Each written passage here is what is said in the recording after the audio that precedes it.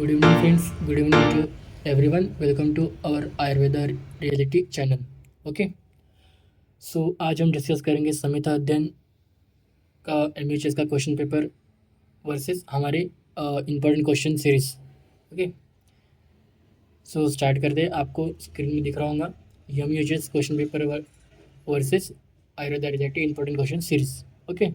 सो अब स्टार्ट करते हैं क्वेश्चन एनालिसिस करना. ओके. तो देखो फर्स्ट नेक्स्ट अभी आपको दिख रहा होगा कि हमारे जो फर्स्ट पेज में आपको दिख रहा होगा कि दशविध पाप कर्म एमएचएस पेपर में का जो ऐसे के क्वेश्चन नंबर 2 है दशविध पाप कर्म, वो हमारे इंपॉर्टेंट क्वेश्चन सीरीज दशविध पाप कर्म ऐसे क्यू जैसा का वैसा आया है.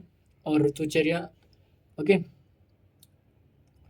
जैसा कि मैंने दिया था आपको इंपॉर्टेंट क्वेश्चन सीरीज दशविध पाप कर्म ऐसे क्यू, सेम टू सेम उसी की तरह वही क्वेश्चन प्रिंट होके आए हमारे एमएचएस के पेपर में. ओके. नेक्स्ट पेज में अगर देखा जाए तो ऋतुसंधी म्हणजे काय त्याचे महत्व स्पष्ट करा. जैसे कि आपको साइड में दिख रहा है ऋतुसंधी ऐसे क्यों करके प्लस उसका महत्व. ठीक है. नेक्स्ट क्वेश्चन आया था आदान काल वर्सेस विसर्ग काल.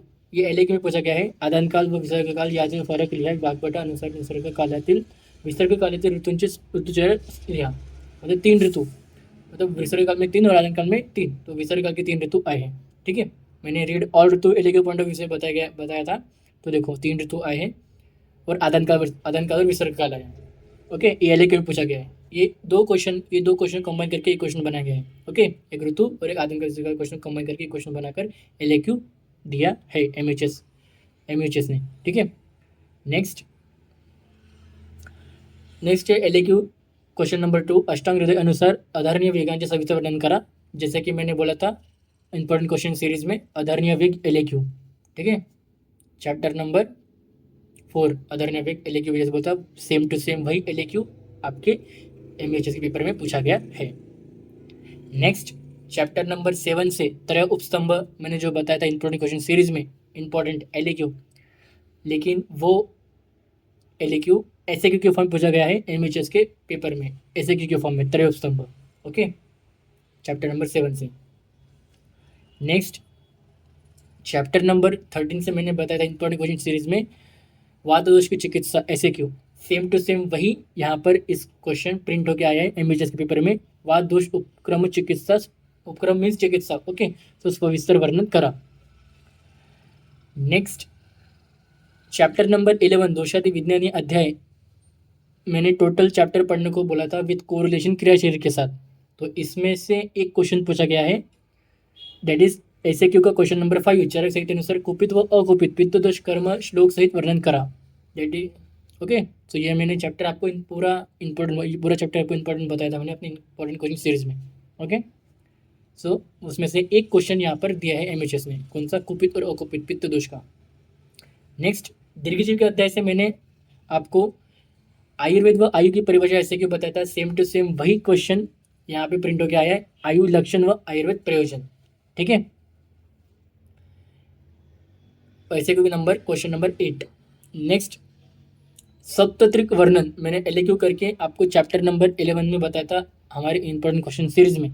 तो वही क्वेश्चन सेम टू सेम श्लोक के साथ प्रिंट होके आया है एलएक्यू का 4th क्वेश्चन दैट इज अधोखधु त्रयोपस्तंभात लिंग द ब्लँक श्लोक पूर्ण करून सप्तत्रिक वर्णन करा.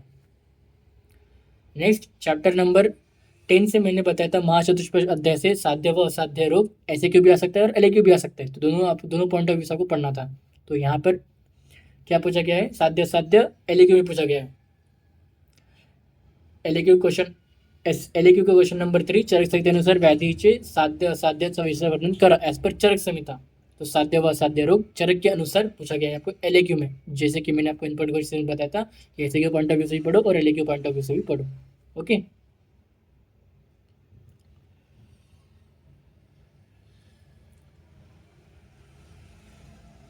सो इतने क्वेश्चंस, मतलब हमारे इंपॉर्टेंट क्वेश्चन सीरीज से टोटल क्वेश्चंस आए हैं 1 2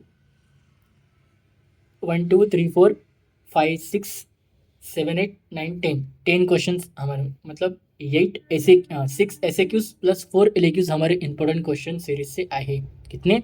6 SAQs और 4 LAQs हमारे आयुर्वेदा रियलिटी के इंपॉर्टेंट क्वेश्चन सीरीज से आए हैं।